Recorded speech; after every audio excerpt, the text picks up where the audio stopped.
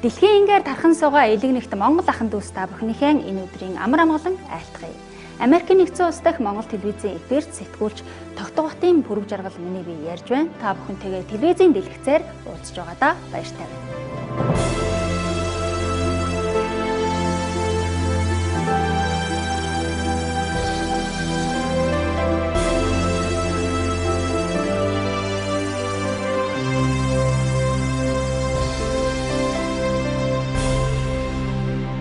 Сайн байцгаана уу? Дэлхийгээр таран суугаа монголчууд та бүхэндээ энэ өдрийн мэндийг дэвшүүлэн мэдчилье. Бид бүгд хамт олноороо цуглараад Америкийн нэгдсэн улсын Сан Франциско хотод хүрэлцэн ирээд байж байна. Гол зорилго нь болохоор Miss Hollywood Mongolia гэж миссийн тэмцээнийг Монгол туурахтнуудын дунд зохион байгуулах гад баг бүрэлдэхүүнээр ирсэн байна. Манай баг бүрэлдэхүүнийг төлөөлөгчөөр За сайн бацгаана уу, та бүхэндээ энэ өдрийн мэндийг хүргэе. Би Азийн загварын агентлагт 10 гаруй жил бас ажиллаж байгаа. Мөн Miss Mongolia холбоонд бас 13 дахь жилдээ ажиллаж байна. Тэгээд мөн энэ мэргэжлийн баг хамт олонтой бас хамтран ажиллах болсондоо маш их баяртай байна. Сайн бацгаана уу, миний нэрийг Хант Сүрэн гэдэг. Одоо Miss Mongolia, Miss Hollywood Mongolia тэмцээний ерөнхий зохион байгуулж байгаа KTZ Production-ы төлөөлөгч байна. Миний бие бас KTZ Production-ы төлөөлөгч мөн хэцүүл энэ үйл ажиллагаанд оролцож байна. За миний нэр Хэрлэн Чимэг, би Сан Франциско хотод Pacific Marketing компани энэ тэмцээний хамтран зохион байгуулахаар энэ багт бүрэлдэхүүнд оролцож байгаадаа баяртай байна. Бас мөн уг тэмцээний маань зохион байгуулагчаар Монгол төлөөлөгчөөр газарчин сургууль маань ажиллаж байгаа. Энэ үйл ажиллагааг маань бид нэр Америкийн нэгдсэн улсын Сан Франциско хотын ерөнхий консулын газар албан ёсоор бид нарыг дэмжиж мөн бид нэр одоо өнөөдөр ингээд та бүхэндээ консулынхаа газраас ингээд уулзж байгаадаа баяртай байна. Уг тэмцээний маань гол зорилго нь Монгол бүсгийн гоо үзэсгэлэнгийг таниулах, Монгол соёл уламжлал, үндэсний хувцас, загварын гайхамшигыг дэлхийн нийтэд түгээхэд оршиж байгаамаа. Тэгээд энэ манай энэ Miss Hollywood Mongolia-гийн одоо оролцогч охтуудын маань одоо шалгуур нь бол 18-аас 26 насны. Тэгээд Монгол гаралтай. Тэгээ бие өндөр нь 170-аас дээш байх ёстой. Тэгээд бүрдүүлэх материал нь гэх юм бол өөрийгөө харуулсан 3 янзын зурагтай мөн авьяас уран чадвараа харуулсан 2 минутны видео бэлтгэх ёстой юм аа. Тэгээд энэ тэмцээнд одоо оролцохын тулд өөрсдөөсөө бэлдэх, тийм ээ, өөрсдөөсөө бэлдэх юм уу үндэсний хувцас буюу тэгээд өвчин даашин заа юм. Мөн одоо Miss гэдэг тэмцээн ч одоо юу гэж байна? Энэ тэмцээн маань бол Miss ангиллалд хамаарагдаж байгаа. Олон улсын хэллэгээрээ бол одоо энэ Miss гэсэн ангиллагын тэмцээн маань л урд нь хүнтэй сууж байгаагүй, хүүхэд гаргаж байгаагүй, одоо нөхөрт гарахаас өмнөх насны энэ одоо бүсгүүчүүдийг хамааруулдаг юм тэмцээнийг Miss-ийн тэмцээн гэж одоо хэлдэг. Тэгээд энэ тэмцээнд оролцож байгаа охтууд маань маш их юм сурна. Монгол туурхтны дэлхийн Монгол туурхтны бүсгүүчүүд цуглах энэ тэмцээнд маш олон найз нөхдөдтэй болно. Амьдралынхаа нэгэн сайхан дурсгалт бичиг энэ тэмцээний үеэр одоо өөртөндөө үлдээх учраас та бүгдийг идэвхтэй оролцоорой гэж уриалж байна. Тэгээд бид нартэй одоо чөлөөтэй харьцах одоо бололцоо бол одоо имэйл байж байна. Бидний имэйл хаяг бол misshollywoodmongolia@gmail.com. Бас Facebook-ийн пэйж байгаа. Miss Hollywood Mongolia and Instagram Miss Hollywood Mongolia. Бид нартэй чөлөөтэй харьцаж болно. Тэгээ уг тэмцээн маань 2018 оны 1-р сарын 26-нд Лос Анжелес хот Холливуудад болох юм аа. Тэгээд дэлхийгээр таран суугаа Монгол гаралтай бүх охтууд та бүгдийг энэ тэмцээнд идэвхтэй оролцохыг уриалж байна. Тэгээд 1 сарын 26-нд Лос Анжелес хотноо уулзцгаая. Охтууд өөрсдийгөө бас нээгээрээ амьдралдаа бас нэгэн сайхан алхмыг хийхэд зориглоорой гэж хүсэж байна. Тэгээд мэргэжлийн баг хамт олон та бүхэндээ нээлттэйгээр ингээд хүлээж авч байгаа шүү охтуудаа. За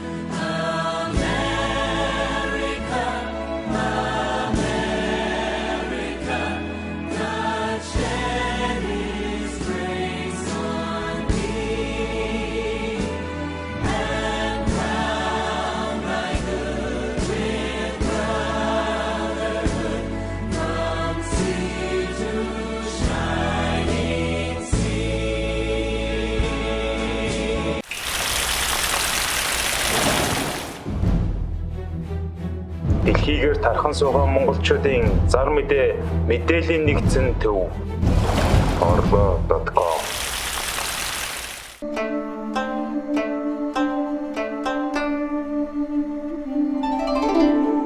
You know, between Mongolia and United States, we established our diplomatic relations in January 27th in 1987.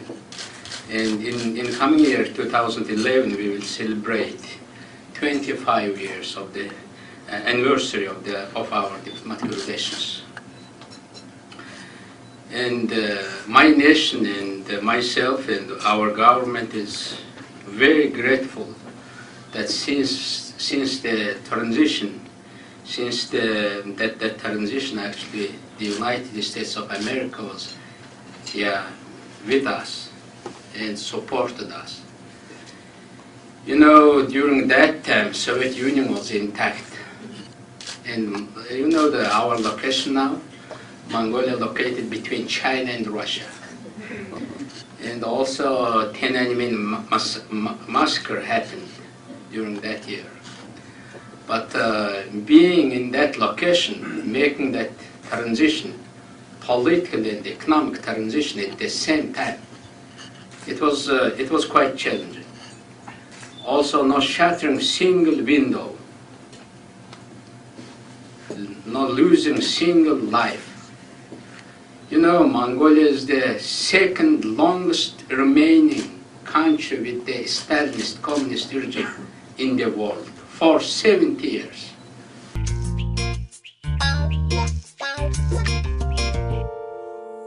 Some people really didn't believe that, you know, making those transitions. Some people say that's not Asian way.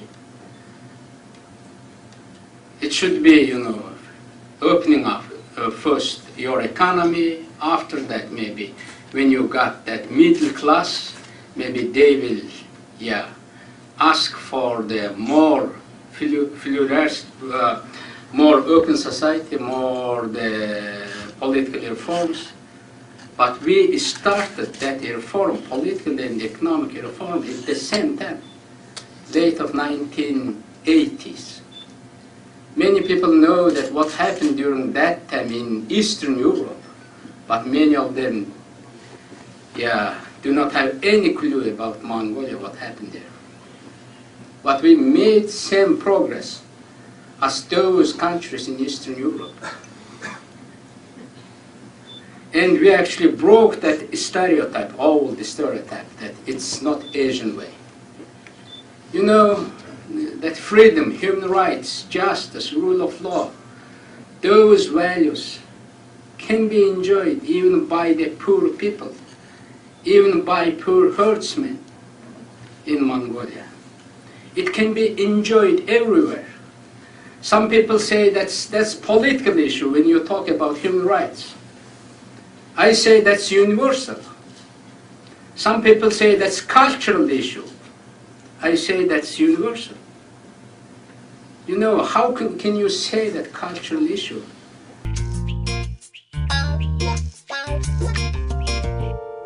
Монгол орн бол ер нь нөхцөлтийн хувьд бол тэргүй үгнэнд явах юм орн болно гэдэг нь бол тодорхой байна. Гэхдээ энэ голны юутай холбоотой байна вэ гэхээр Монголын байгалийн баялагийг ашиглахтай холбоотой гол одоо хүчин зүйл нь юм байна. Тэгэхээр энийг бол бас зөвхөн ерөөсөө шууд л одоо өсөд байх юм, хөгжөөд байх юм гэж ойлгохоос хажуугаар бас одоо риск тийм үү, эрсдэл бол байна гэдэг. Уулуурхаас орж иж байгаа орлого зөв хуваарлаж, зөв ашиглах хэрэгтэй байна. Макро бодлогоо зөв явуулах хэрэгтэй байна гэх мэт л эрсдэл бас байсаар байна л да. Өнөөдөр хэтэл бол та мөнгөний бодлогыг асууж байна. Одоо инфляц бол 10 орчим хувьтай байна. Өсөлт 10 орчим хувь, инфляц 10 орчим хувьтай байна гэдэг бол бас нэг талаар бол бас тийм халалтын шинж тэмдэг байгаа учраас бид цаашдаа бол бодлогодоо энийг маш анхааралтай одоо тусгаж цагаалдгүй зөв арга хэмжээнүүдийг авч хэрэгжүүлэх хэрэгтэй юм л да. Мөнгөний бодлогын тухай та асууж байгаа. Тэгэхээр мөнгөний бодлого бол мөнгөний бодлого гэдэг юм уу дангаараа одоо ганцхан тийм мөнгөний бодлого гэж одоо хэрэгждэггүй тэр чинь бус бодлоготойгоо харилцаа уялдаатай хэрэгждэг. Тэгэхээр энэ чинь өнөөдрийн хувьд бол яг төсөв нэлээд тийм тэлцсэн. Тэр дотор бол нийгмийн халамжийн арга хэмжээ ихтэй. нэг талаасаа бол жаахан тийм өрлгөн дүү байгаа. Тэгээд тэр төсвөөс үндэслээд бол бас инфляц өсөж байгаа, эдийн засгийн халт өсөж байгаа учраас мөнгөний бодлого бол тэр төсвөр өдөөгдсөн одоо инфляц халтыг сааруулах юм чиглэлд явж байна. Тэгээд өөрөөр хэлбэл нэлээд хатуу байна. Эх оны хувьд ч гэсэн мөнгөний бодлогыг зөвлөрүүлж судруулах боломж бол бага байх нь. Энд чинь тэгэхээр өөрөө бол ямар хорогдлоготой байх вэ? Зэрэг бодит эдийн засаг, хувийн хвшлээ одоо хөгжлийг бол хойшин саах ийм одоо хор холбогдолтой байдаг. Тийм учраас бол бид аль болохоор түргэн тэр нөгөө макро төсөв ба мөнгөний бодлогын зөв хослол руу орох шаардлагатай байгаа л да.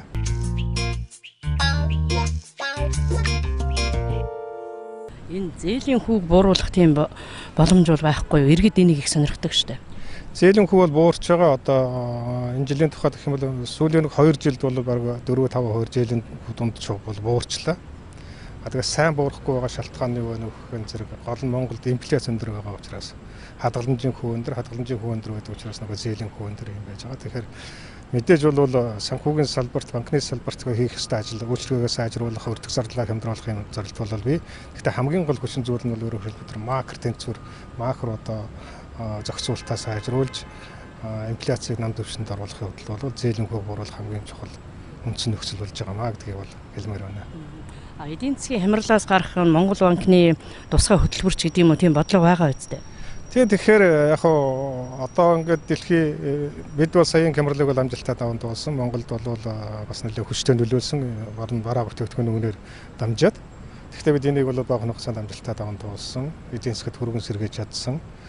Хямрал бол 1 жил хэртээ үргэлжлээд тэгээд одоо дараа жилээс нь бол өсөлт хийсэн. Өнөөдөр одоо 11% байна гэдэг бол юу гэж нөхөн зэрэг бид хямралыг сайн давсан гэсэн үг. Өөрөөр хэлбэл бол бидэнд хямралын сургамжтай боллоо. Одоо дахиад ийм хүндрэл үүсэхт бол бас төрүүчийнхээс Монгол улсад нөлөөлөх нөлөөлөл нь арай зөөлрсөн. Монголын одоо банк санхүү юм уу макро зохицуулалтын төвшөнд бол илүү одоо тийм ач холбогдуулах арга хэрэгслийн хувьд олоо тодорхой болсон. Өөрөөр хэлэх юм бол дэлхийн эдийн засаг хямарчлаа гэхэд бол Монгол тосох нөлөөлөл нь төрүүчийнхээс зөөлөн байна. Бид бол өнөөдөр бас бэлтгэлтэй байгаа гэдгийг бол хэлэх зүйтэй.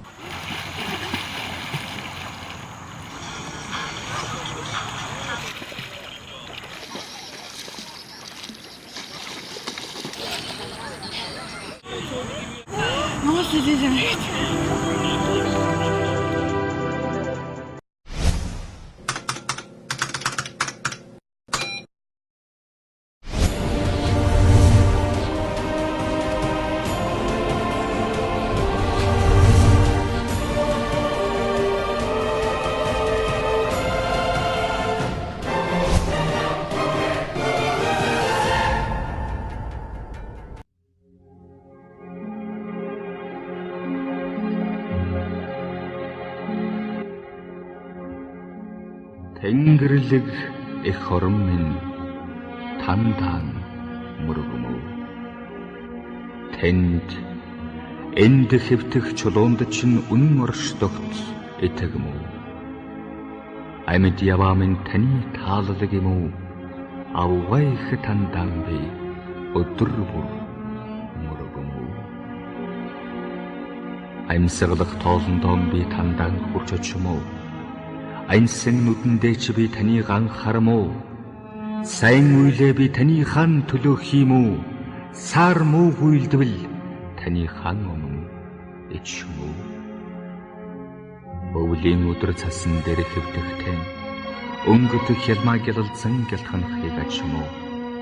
Орчомд минь хичнээн амтан буйгэвэс тэд бүгд таних буюу одоо таны нүдээр л бусдыг харамгүй. Эх хорон таны хүчил надад шингэснээс би хүчтэй явна уу? Энэрл хайр тань надад ирснээс би бусдыг хайрлаж сурна уу? Аяа эх хорон минь догшин чирүүн галыг чи би таныг л гэж бодно. Дотоод зөөлөн амьсгалт нь шүтэж амьдрнам. Аяа эх хорон минь ариун тунгалаг агарыг чи таних л гэж бодно. Амьсгалах тоолн та надад нэвтрэн орж ирнэ.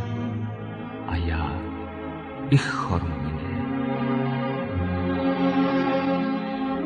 та юм бүхэнд хөвлөн бидэн дэнэрэм үү? Амьд яваа минь таны гүн их тааллав. Хад чулуунаас чи би таныг ан олж үзэм үү? Хатан дэлхийн өвсөн ногооноос та босож ирэм үү? Хамаг амьтны тусын тулд юм бүхэнд оршиж, харм үеийн замаас бидний холтгом уу? Энэ ертөнцийн өнгө аялгаа бүхэн таны хиг юм уу? Энх тунх явааг минь та ивэхэдэн. Эрх биш төмөн амьтанд таны хайрыг хүртээх өвдөс хайрл. Энэ хүн ертөнцийн туйл үнэн буй бөгөөс түүний мөн чанар эгнэгт эсэм хөгч бас би эс болгоч тал тал тийшээ хязгаарг үргэлжилэгч төв цэгн хаасайг уршигч төрсөн бүхний учир шалтгаан төгөлдрөөрөн өөр тэнцэх юм огтугай. Их хорон минь тандан би мөргөмөө. Энэ биеийн буруу зүвийг багцгүй та тунгаамөө. Ариутагагч бас аврагч эцэг минь алтан мутрааран адислаж хүссэн бүхнээр минь болгооч хайр. Сайн үйл мөнхийн дагуул минь болог сац бас муу явдал брааг минь хараад зүгтэг. Бэлдууч явдал дууг минь сонсоод устдаг. Бас аимхай амьдас дуугарч чадахгүй дөлөг. Өвчин бүхэн намайг тойрог. Өвдсөн зовсныг тэрчлэн би ачалаг. Амьсгалах тоолон надад та нэвтрэн орж ирнэ. Аянсан нүдэндээ чи би таныг анхаарам уу? Ухаан бодол минь таныг баясгахаар уудам болог. Уг чанар минь хүн чанарл болог. Их орны минь мөн чанар гоо сайхныг бусдад түгээж энэ ертөнцийн олныг жаргахад минь надад тусал.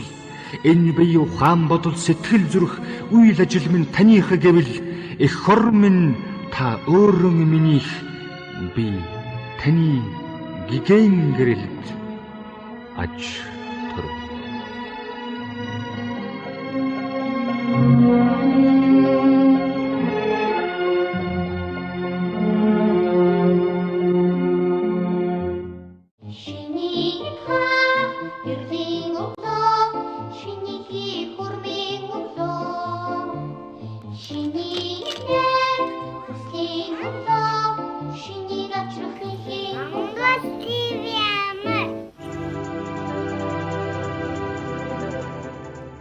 Тайланд улсын нийслэл Бангкок хотод саяхан болсон үндэстэн байгуулах инх тавины төлөө алсын хараа манлайлалыг бий болгох сэдв туралд манай сурвалжлах хэсэг оролцоод ирсэн юм.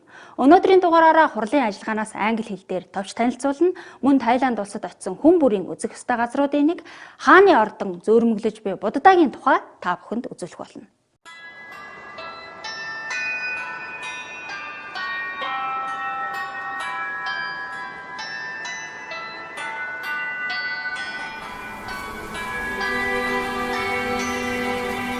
Шашны гүнзгий эхнүүлүүд орны их соёл Тайланд улсаас Америкийн нэгдсэн улсад Монгол телевиз үзүүлбэр за энд жуулчдын бүх хөтнөө хамгийн ихтэй гранд плас буюу хааны ордон дээр бид ирээд байна. Тайландд очсон хүн болгоны үзэх ёстой энэ газар бол Тайландын хаадын 20 дугаар зуунд амьдарч байсан ордон одоо бол Тайландын вант улсын шашин шүтлэгийн төв юм аа.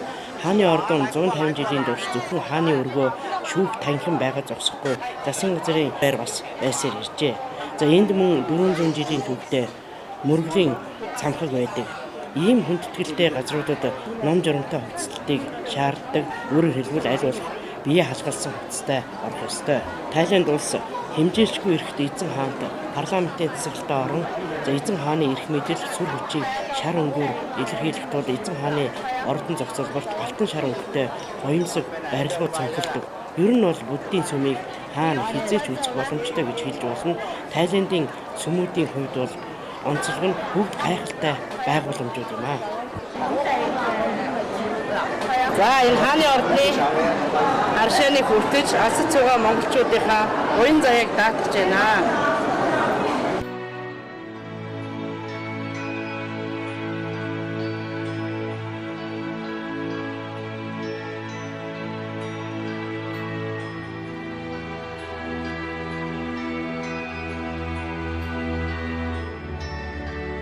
Энэ хооронд үзэгчдэд сонирхолтой Тайландын вант улс 70 орчим сая хүнтэй үүнээс 10 сая гаруй нийслэл Бангкокд суудаг. Газар нутгаараа дэлхийд 50-д хүн амаараа 20-д ордог. 80-90 оны Азийн эдийн засгийн өсөлт тесрэлтийн үр дүнд дэлхийн томоохон компаниуд өөрсдийн офисуудаа Бангкокт нээж эхэлсэн. Үүний үр дүнд бүс нутгийн эдийн засаг, санхүү, соёл урлагийн төв болсон. Энд маш олон тооны бүддийн сүм 2000 гаруй гэж сонсч байсан хөшөө дурсгал яг тэр их хувилбараараа хадгалаастай байдаг.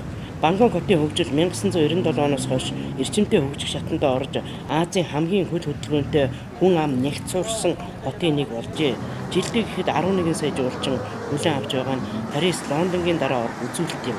Түүхийн хувьд Бангкок загасчдын жижиг тосгон бомб байсан байна. Албан ёсны нэр нь сонирхол татдаг. Бангкокийг орчуулбал маш урт утга учиртай. Тухайлбал Сахиусан тэнгэрүүдийн хот, Агва хот, Үүрд нүнхийн хаш хот, Индра бурхны халдшгүй хот, 9 эрднэр чимгэлэгдсэн ертөнцийн хот, аз жаргалын хот, бурхад залрах тэнгэрийн өргөө, хааны ордон орсон Вишну Карма бүтээсэн Индра бурхны өгсөн бэлэг гэсэн ийм урт нэртэй. Энэ нэр нь дэлхийн хамгийн урт нэрээр Гиннесийн номонд бичигджээ.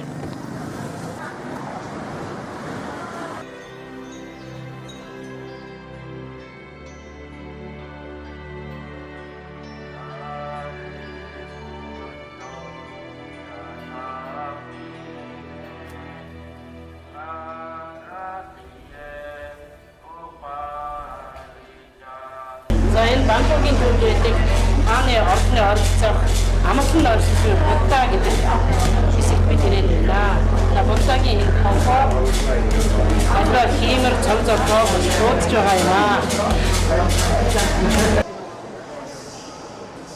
За энэ бол дэлхийд томороо 3-т тооцогдох хөшөө, нойрсож буй Будда, зүүрмэлж буй Буддач гэж нэрлэдэг. Хөшөө Бангкокийн хуучин сүмүүдийн нэг Wat Po буюу бод модод байдаг. Буддагийн лагшин биеийн бүхэлдээ алтаар бүрэгдсэн, өргөн нь 15 м, урт нь 46 м. Зөвхөн хөлийн тавхан урт нь 3 м, өндөр нь 4.5 м байна. Хөшөөний мэлми болон хөлийг танан эрднээр урлаж, хөлний тавхад бурхан багшийн 108 дүрхийг дүрсэлсэн байдаг. Хонгол хэсгээр гарч явхад 108 хүрэл хул аяг байрлсан байдаг. Энэ нь өршөөл ивэлийг бэлэгдэг учраас хажуугаар нь өнгөрөх мөргөлчд, жуулчд зоос өргүүл сайн явдал тохионо гэж итгэдэг байна. За энэ амгалан орж байгаа Буддагийн ам нуруу энэ одоо ам тална ирээд иржээж хийж байгаа байдаг. Энэ гарын энэ бурхан үстэй их хавар үстэй сайн байна. Ариун байна. Энэ нэмийг үзнэ гэдэг бол амьд явсны бас нэг сайхан гоё юм шиг. Юм удаа гэдэг ерөөс үсгэж байна. Тийм нь арт юм өөдөө болж энэ шиг байна. Та бүхэндээ сайн үсгэж байна гэдэг.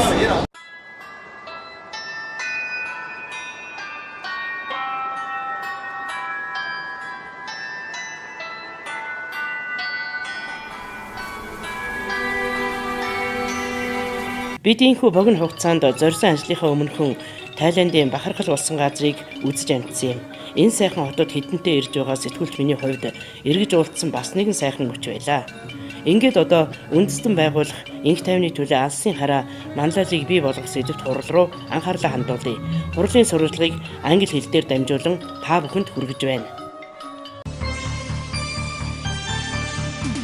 Host of this event who has invited you is our regional Reverend Yoon Chang-uk. He is the Vice President of FFWPU in the Central Asia region. So a warm welcome to Stand Up by Nation. Maybe we can begin with all the participants from Bangladesh. Let's. And next we have also a large delegation from Cambodia. All our Cambodian participants. And then from the Philippines. Yeah, warm welcome. And maybe those who traveled very far was from Mongolia. Let's welcome our Mongolian delegates. Our Bhutanese delegates, Indian delegates, and Nepalese. UPF Chairman of Asia Region, Honorable Eknath Dakal, the Co-Chairman of IFPP Asia Region. Dear Excellencies, Members of Parliament, Ambassador for Peace, honorable and distinguished participants, ladies and gentlemen, good evening. Welcome to Bangkok. UPF is an international and inter-religious network of individuals and organizations, including representatives from religion, government, civil society, and private sector, dedicated to achieve world peace. UPF is an NGO in special consultative status with the Economic and Social Council of the United Nations. And UPF working in support of the work of the United Nations, particularly in the areas of international and interfaith peace building and fundamental issue to solving all our critical challenges. I do believe that fundamentally all those challenges all come from the very root cause of the loss and the breakdown of the value of true love in marriage and family institution.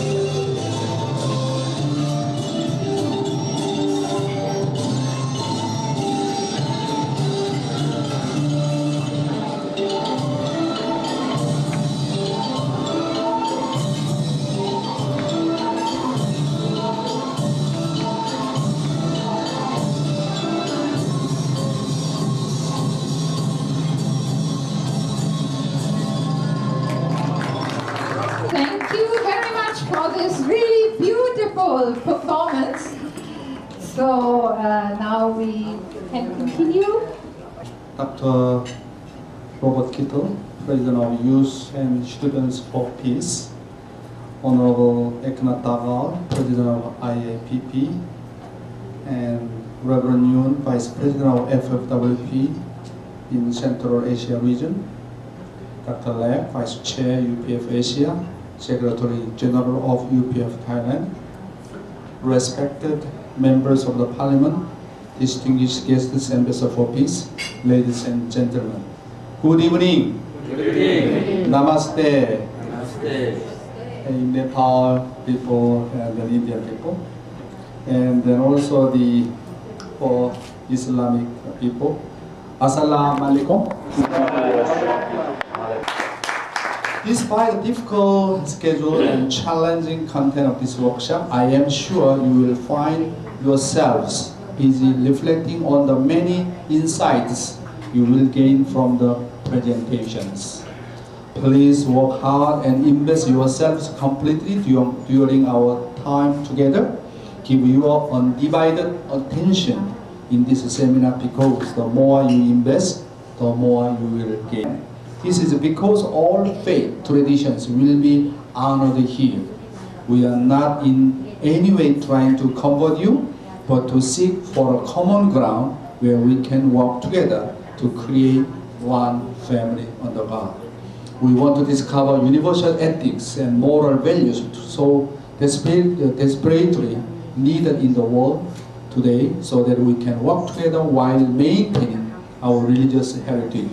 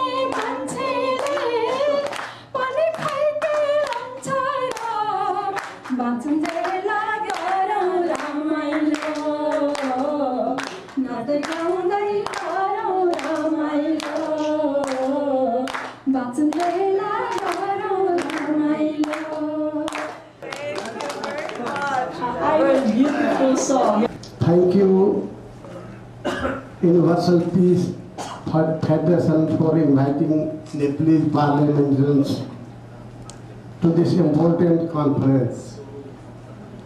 I would also like to take this opportunity to applaud Universal Peace Federation and the IAPP Nepal chapter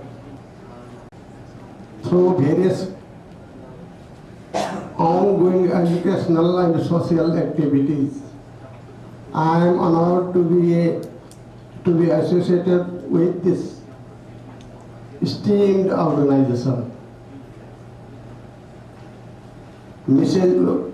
Ursula comprehensively described about the need of family-friendly culture. Social leaders will work effectively. First of all, I would like to pay my humble salutations to all of you. Yesterday we heard wonderful presentations from different speakers, particularly Dr. Robert, who has inspired me today to speak on the youth and the students. We have been engaging with the civil societies for the past so many years. As parliamentarians, as legislators, we have huge constituencies in India. The population, the voter of my constituency is almost 1 billion youth who are very, very crucial for the nation building as well as who play a very, very critical role in peacekeeping of the country. Mr. Дахь has given a report, detailed report, how the International Association of Parliamentarians for Peace has developed in last 3 years. The IAPP India also has been launched very recently in the month of April this year, and as has been reported, 117 members of parliament has taken part in the launching, along with the dignitaries of India and abroad, and also we received the fraternal delegations from other South Asian countries. Friends, as all of us know and everyone knows that the basic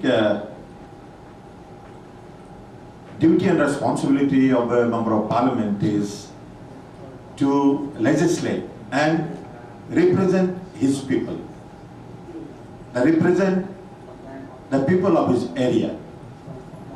And in this duty and responsibility,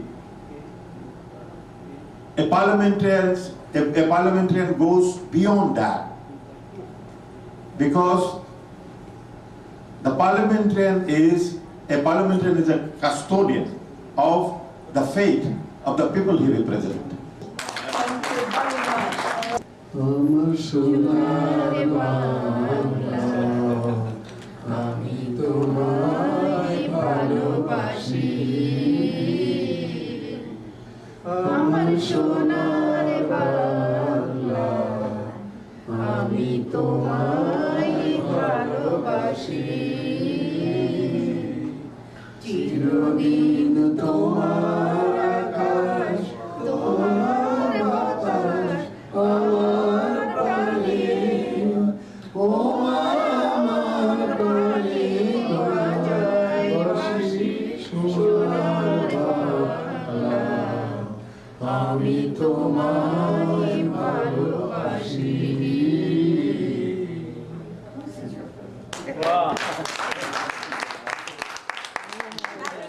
Let us welcome Honorable Rashid.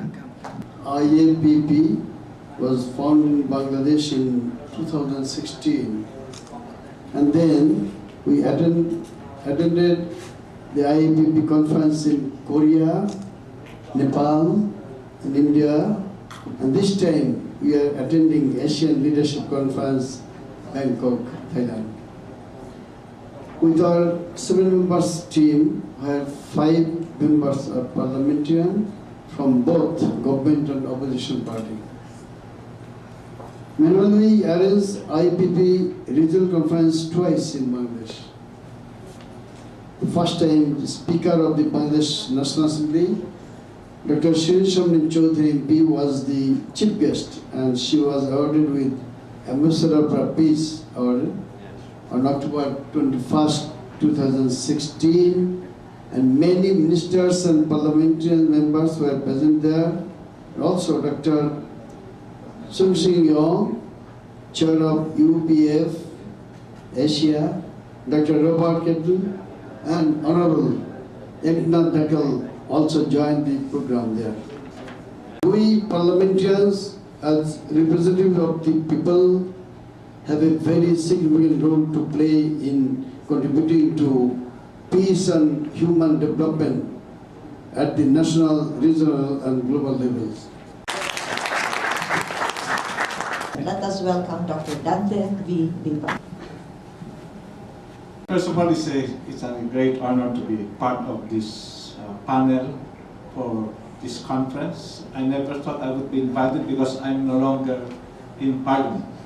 I just finished my 3 term, meaning 9 years of serious parliamentary work. Right now, I'm a consultant to the Office of the President, our new President, President Rodrigo Roa Duterte. I'm involved in the field of education and social development as well. IAPP Philippines was organized only last March this year, just a month ahead of India. Yes. And now that you must have heard of what is taking place in the Philippines, in Marawi City, southern Mindanao, I believe IAPP Asia in particular can have a very distinguished role in conflict resolution and overcoming extremism. I believe the leaders of IAPP will consider this a timely, urgent challenge. And I look forward that someday, and I have no doubt about it, IAPP will even do much better than existing international association parliamentarians. Why? Because we are all peacemakers. We are enveloped by pure love, and we are exponent of building good families. These are building blocks for the country, for the region, and for the world. Thank you very much, Dr. Dante Liban. Ahari ukulsum kuito nailo dubai ole koilo kizulum dukhe amar koira khani hoya se kun ahari ukulsum তাও তো বইনে বিয়া কইরাম কত আশা মনে তাও তো বইনে আর মারে শরীর মতো জানে তাও তো বইনে বিয়া কইরাম কত আশা মনে তাও তো বইনে আর মারে শরীর মতো জানে বাইটা গলায় সালাম দিত বাইটা গলায় সালাম দিত আসসালামু আলাইকুম আহারে ও কুলসুম কত নাইলো দুবাই ওলাই কইলো কি জুলুম দুঃখে আমার কলজা খালি হইয়াছে সুকুন আহারে ও কুলসুম గిన కొద్ది వదగమని అర్థమందులో ఉంది అపజయాలు కలిగిన చోటే గెలుపు పిలుపు వినిపిస్తుంది ఆకులన్నీ రాలిన చోటే కొత్త చిగురు కనిపిస్తుంది మౌనంగానే ఎదగమని మొక్క నీకు చెబుతుంది ఎదిగిన కొద్ది ఒదగమని అర్థమందులో ఉంది. It's very actually through this conference we know that it's very simple, very universal. First of all, peace begin with ourselves, by self. It's in a sense we can say that it's a common sense, not so typical doctrine teachings. Very in our daily life we can practice living each other's, living for the sake of others from myself. The kind of teachings we learn. But the participant is almost MP, member of parliament of each countries. This time 7 countries, Asian countries, attend 40 parliamentarian members.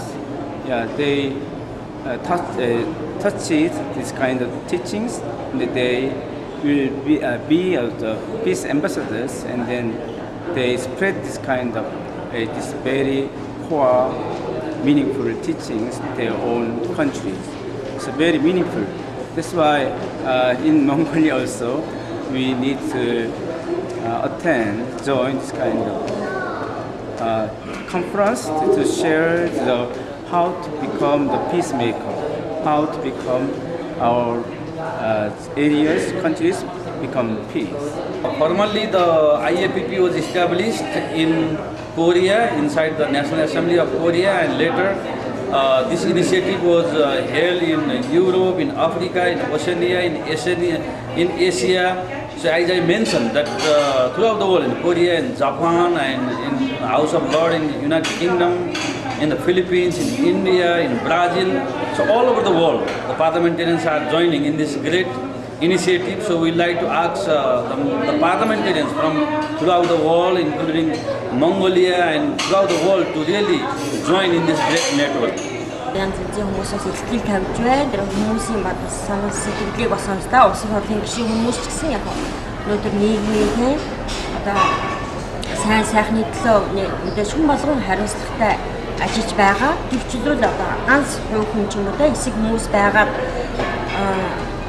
бас хангалттай бас улс орны хөгжөлд хүрч чадахгүй байна. Яагаад гэхээр өнөөдөр дэлхийн дахинд бол яг маш их одоо хэцүү нэгсэндээ бидний замын халдварт өвчин ч юм те улс орнд нэрвдэд байгаа маш олон асуудлууд байгаа. Архитект тавигдалч юм уу те. Энд зэн асуудлыг яаж шийдэх вэ гэдгээр илүү төлөв авч ярьж байгаа маа. За Монгол орны хувьд болохоор гол асуудал маань гэр бүл дээр илүү анхаарчны зөвлөж байна. Яг л энэ зэгцэн одоо гэр бүлийг одоо хүн бүтээдэг байгаа.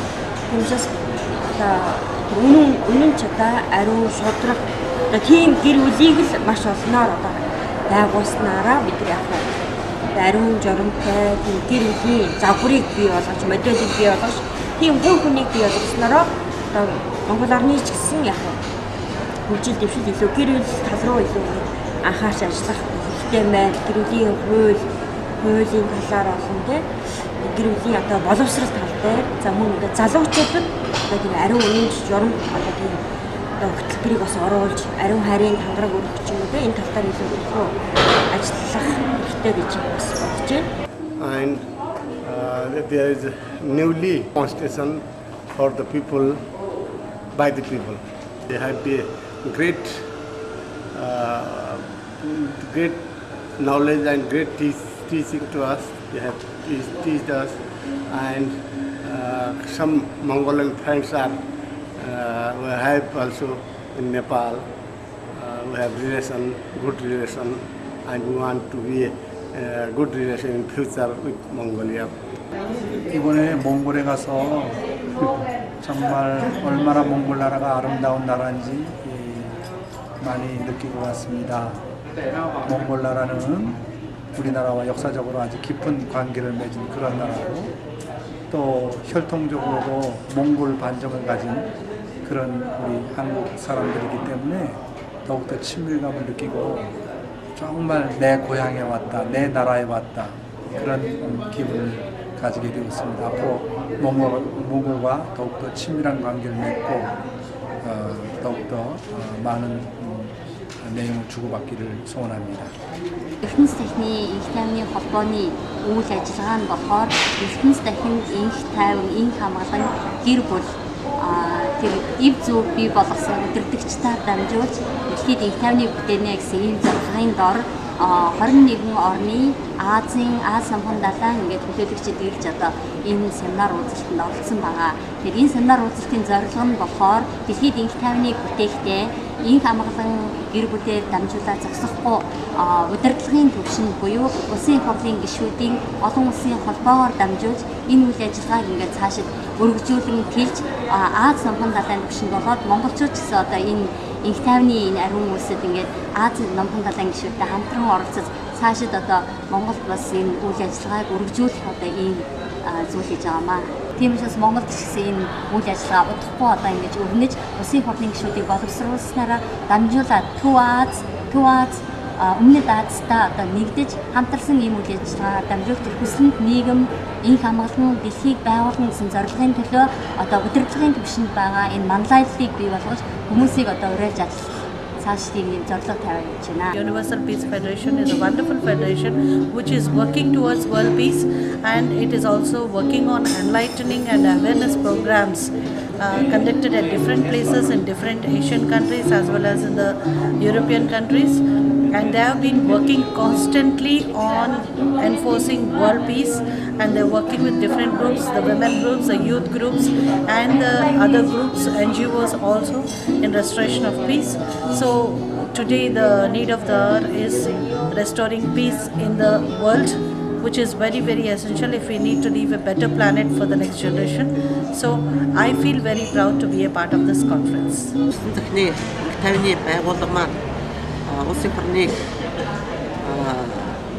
Хөгжүүлэх гол хүчин тулгуур нь бол гэр бүлээ. Тийм учраас гэр бүлтэй ханхаарах, гэр бүл доторх хүүхдүүдтэй ханхаарах, хүмүүжилт нь анхаарах, зөвхөн мэдлэг боловсрол олгохоос гадна хүүхдийнхээ ирээдүйг болсон хойч үедээ сургуулийнх нь хөтөлбөрт нь ёс зүй, зарчмын зөв хүмүүжлийн бэлгийн зөв харьцааны тухай энэ хичээлүүдийг бас оруулах ийм ажлуудыг бас хийх зүйтэй юм байна гэж бодогдлоо. Непал болон Бангладеш, Камбожийн төлөөлөгчдийн их хурлын гишүүд мөн Бутан улсын гүнж Кэдмэн Доржи энэ үргэлжлэн ирж бас үгээ хэлэхдээ улсын орны хөгжүүлэх гол тулгуур нь бол бидний очиж болсон залуучуудынхаа зөв хүмүүжилж өвдөгш соёлтой гэр бүлийг зохицлох юм а гэдэг дээр зарчмынхаа асуудлыг ойлголттой болж ирсэн. За ингээд Монголоос энэ жил бол онцлог юм байна. Азийн ертөнц дахны холбооны гишүүнээр эсэ орж байгаа юм байна. Тийм учраас бид нар хийх ажил ихтэй, гүйцэтгэх ажил олонтой, хамтын хүчээр бие даасан олон бүтээч ажлуудыг хийх болох нэ. Саяын жил анги тайвны зам дээр гэдэг үйл ажиллагаан дээр хар орны элсэн тасархай дээр тэмээ аялал хийсэн Азийн ертөнц захны холбооны нарийн бичгийн дарга очиж оролцсон илтгэлтэй бас тусгасан байна. Үүнийг төлөөлөгчд үзээд эх жил Азийн холбооны гишүүд орнууд цуглараад Монголд элсэн тасархай дээр тэмээ аяллаар анги тайвны замын ажиллагаанд үйл ажиллагаанд оролцохоор бас саналуудаа тавьж байна. Ингээд та бүхэндээ хамтын бусдын сайн сайхны төлөө ажиллаж хамтдаа энэ Азийн олон улсын байгууллагад орсныхоо бас нэр хүндийг өргөж ажиллахыг хүсэж байна. I'm very happy to explain UPF is really an international NGO affiliated with the United Nations, so we support United Nations initiatives like International Days of Peace. We do a lot of peace building activities, and the UPF approach is not only about macro peace but also micro peace. That means we start in the family, because the essential qualities of character, of heart, of love that you need for peace building is learned in the home, in the family, in your own relationships with your parents, with your brothers and sisters and youngers. And so these are the qualities we take into society, and we promote the concept of having one family under God, that the whole world is one human family, and that we should love everyone as our brother and sister, no matter what race, what religion, what nationality.